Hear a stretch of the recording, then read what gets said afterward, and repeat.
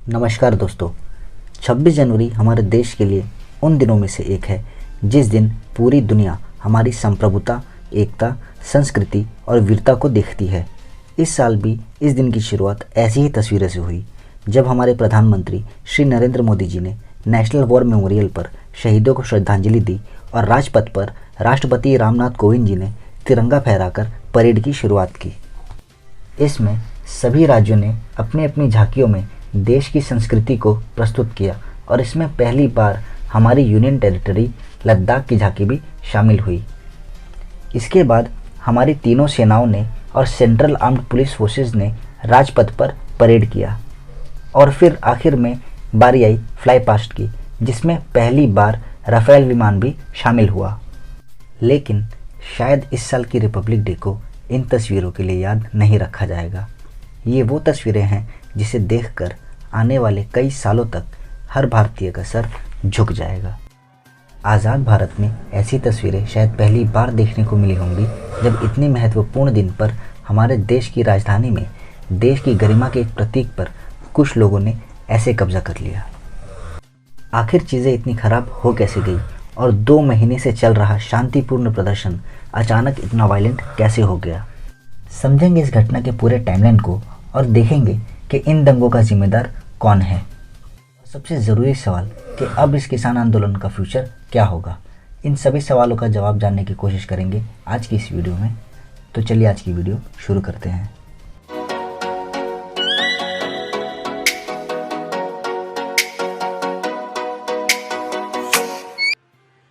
Lal Qila, Nangloi, ITO और Singhu border, जहाँ से भी तस्वीरें आ रही थी उन्हें देखकर ये यकीन ही नहीं हो रहा था कि ये वही किसान हैं जो पिछले 2 महीने से दिल्ली के अलग अलग बॉर्डर्स पे शांतिपूर्वक प्रदर्शन कर रहे थे।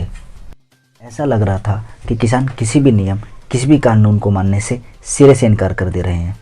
लाखों की तादाद में किसान अपने हज़ारों ट्रैक्टरों को लेकर दिल्ली की सड़कों पर दौड़ा रहे थे। इन्हें रोकने के लिए तैनात दिल्ली पुलिस भी ज़्यादा कुछ करती नज़र नहीं आ रही थी।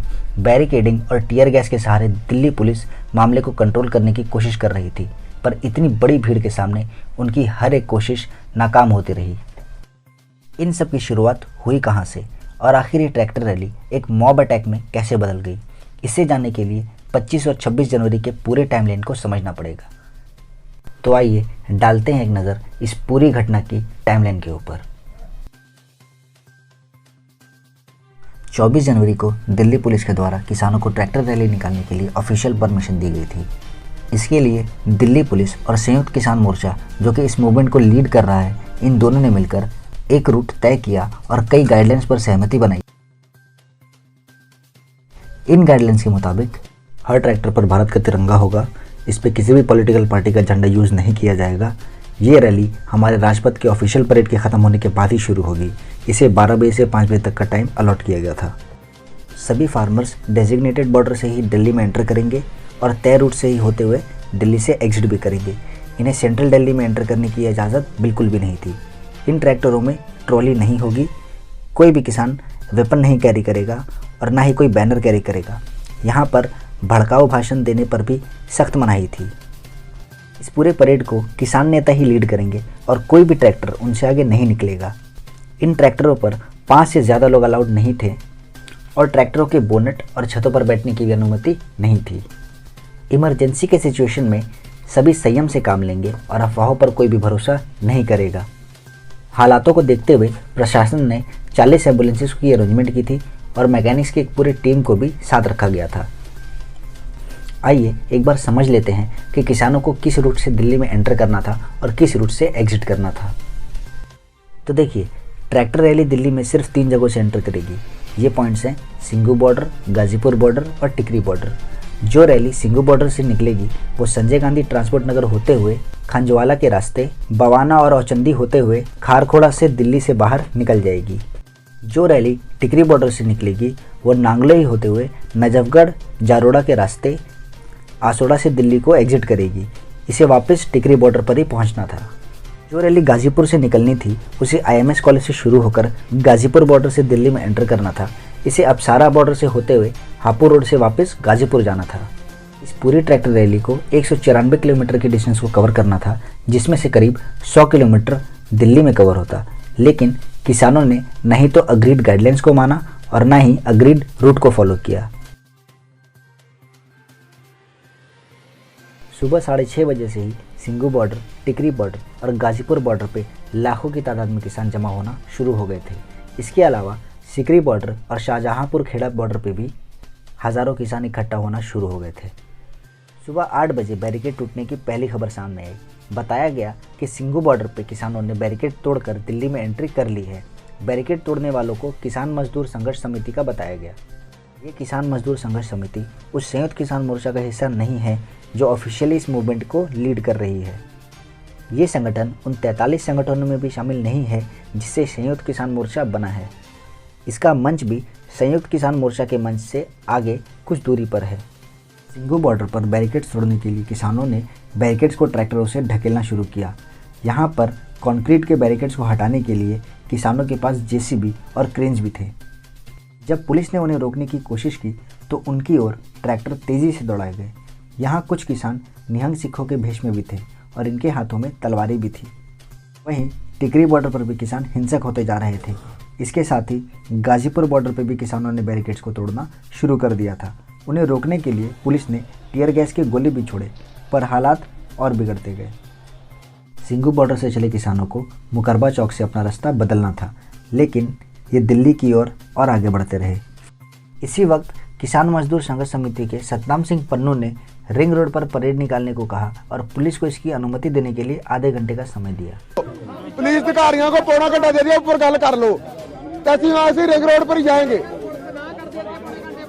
वहीं दूसरी तरफ गाजीपुर बॉर्डर से निकले किसान आईटीओ तक पहुंच गए। यहां से किसानों को दूसरी तरफ मुड़ना था, पर किसान लाल किला जाने की कोशिश करने लगे। यहाँ आईटीओ पर पुलिस का हेडक्वार्टर है। यहाँ किसानों को रोकने के लिए डीटीसी की बसें खड़ी कर दी गई, पर किसानों ने बसों को ट्रैक्टर से हटाना शुरू कर दिया। पुलिस ने हल्के बल का भी प्रयोग किया, पर हालात काबू में नहीं आए और किसान लाल किले की तरफ बढ़ते रहे। एहतियातन पुलिस ने कई मेट्रो स्टेशंस को बंद करा दिया, पर इससे किसानों की रफ्तार कम नहीं पड़ी। इसी बीच एक दुखद खबर आई। आईटीओ चौक पर एक किसान की मौत हो गई।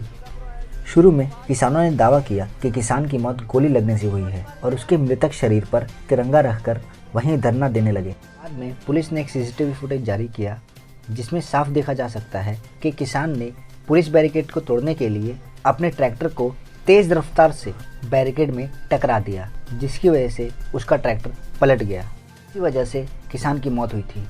दूसरी तरफ टिकरी बॉर्डर से निकले किसानों ने नांगलोई में खूब बवाल किया। पुलिस ने भी खूब टीयर गैस के गोले चलाए, पर किसान रुकने का नाम ही नहीं ले रहे थे। दोपहर के 1 बजे के करीब जो किसान गाजीपुर बॉर्डर से चले थे, उनका एक समूह और सिंघू बॉर्डर से चले किसान आउटर रिंग रोड की ओर बढ़ने लगे और लाल किले तक पहुंच गए। दोपहर 2 बजे देश और दुनिया ने जो तस्वीरें देखी वो भारत के इतिहास में एक शर्मनाक घटना के तौर पर दर्ज होंगी। लाल किले पर सैकड़ों दंगाई हुड़दंग मचा रहे थे। जिस जगह पर हमारे प्रधानमंत्री 15 अगस्त को तिरंगा फहराते हैं, उसी जगह पर दंगाइयों ने कब्जा कर लिया और अपना झंडा फहरा दिया।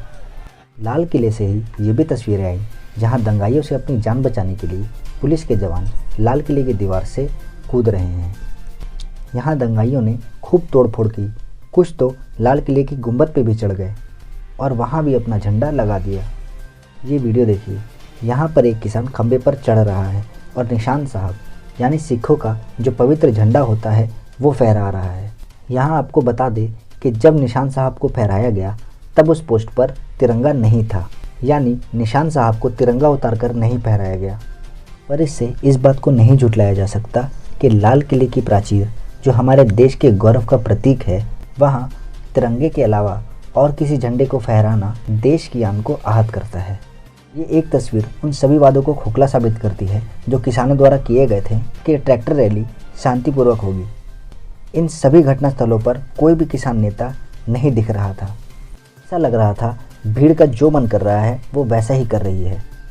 इधर टिकरी बॉर्डर से निकली रैली की पुलिस बलों से फरीदाबाद में भी जोरदार झड़प हो रही थी।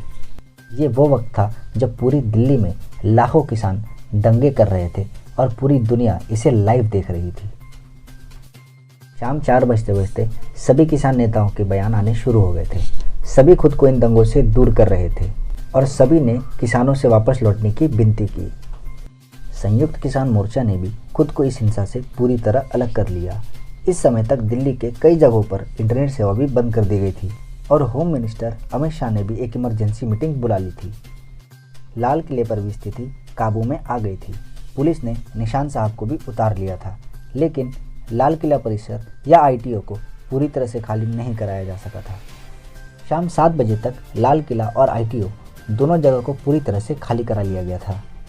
होम मिनिस्ट्री ने पैरामिलिट्री के 15 कंपनीज को दिल्ली में डिप्लॉय कर दिया था और ये दिल्ली पुलिस के साथ मिलकर राउंड अप मार्च कर रही थी।